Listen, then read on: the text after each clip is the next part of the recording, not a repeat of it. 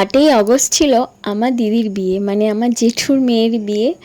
তো দেখো আমি তো সাজুগুজু করে একদম চলে এসেছি দিদির বিয়েতে।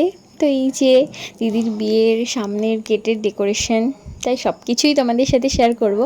এই যে আমার এটা দাদার ছেলে, কিউটের ডিব্বা, দেখো কত ইনোসেন্ট না, বলি বলে এত কিউট না।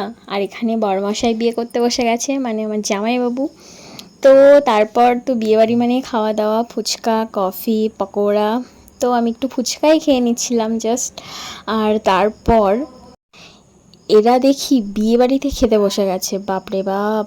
আর আমার দিদি কিন্তু একদম রেডি পান পাতা নিয়ে বিয়ের পিঁড়িতে বসার জন্য।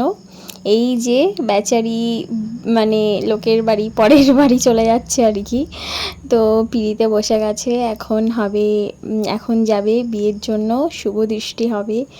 তো এই যে তার আগে প্রথমে এন্ট্রিতেই ফটোশ্যুট হচ্ছিল প্রচুর। আর এই যে 7 পাকে ঘোরানো হবে, এটা কিন্তু দিদিকে একাই ঘোরানো হবে। আর তারপর মানে দুজন মিলে একসাথে ঘুরবে, সেটা আগুনের পাশে, সেটাও 7 পাকে বাধাই বলে আর কি, 7 পাক ঘোরা বলে।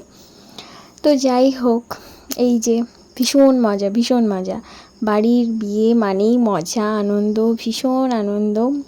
সবাই মিলে প্রচুর সেলফি ভিডিও, মানে আনন্দ, হাসি, গল্প, এছাড়া কিছুই নয়।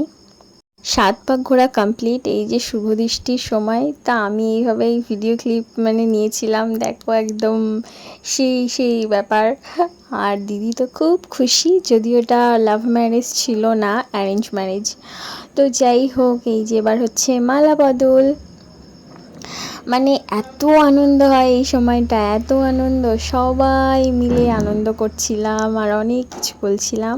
আর এই যে হচ্ছে এখন হচ্ছে 7 পাক, 7 পাকে দুজনে মিলে ঘুরছে আগুনের পাশে, অগ্নিকে সাক্ষী রেখে আর কি, যেটা বলে। তো যাই হোক, এখানে বৌদিরাও ওদের সাথে আর কি ঘুরছিল, মজাই হচ্ছিল। বিয়ে মানেই তো মজা।